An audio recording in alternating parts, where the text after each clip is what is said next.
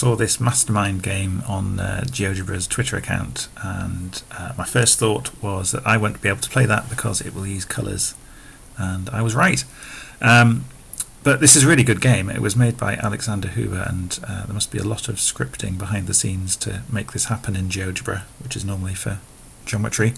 But I thought this would be a good case study for how to make a game more accessible for colourblind people like me.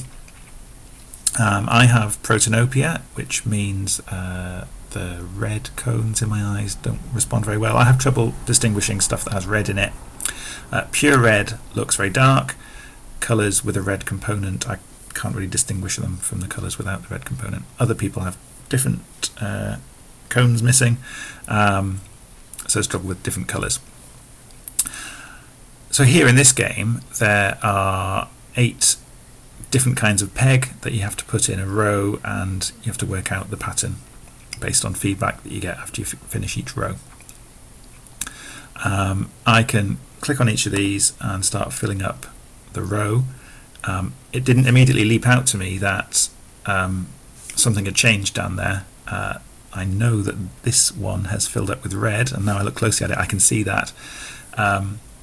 Something that's happening with this big grid of circles is I'm getting an optical illusion effect where circles I'm not focusing on look sort of lighter or darker.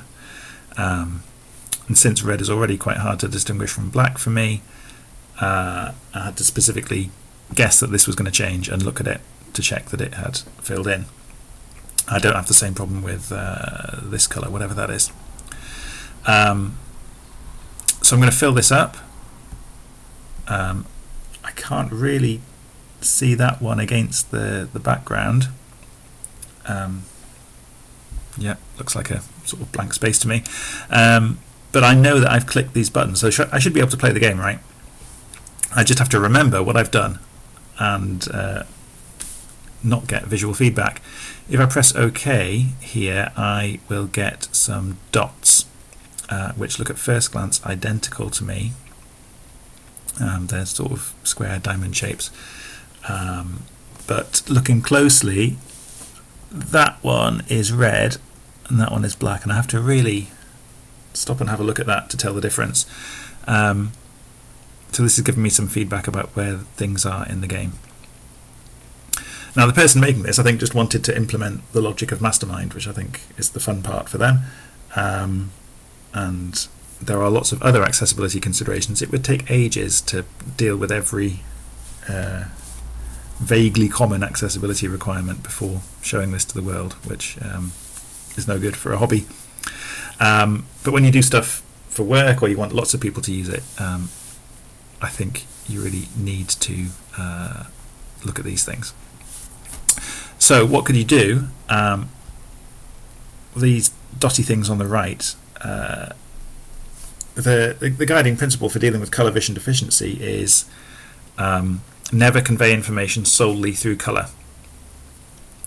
So in addition to using colour, if you're dead set on using red and black for these, the version of Mastermind I played used white and black, by the way, which is much easier to distinguish. But maybe then the contrast of white on this, I think it's light grey background, would be quite hard. You could use different shapes. So you could say a square for this kind of feedback, and maybe not a circle because that's a circle, but maybe a star or something else, a plus sign. And then for these colours, for the pegs, all they need to be is different. You can certainly use colour, but you could superimpose a symbol on top of each of them. Maybe the numbers 1 to 8, except these turns are numbered, so that's a bit of a conflict there.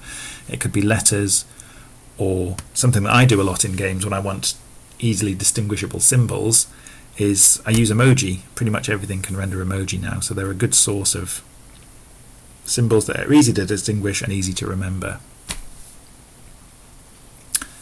So that's what I would do to change this game. I'm not going to do that now, but I hope that was helpful for somebody.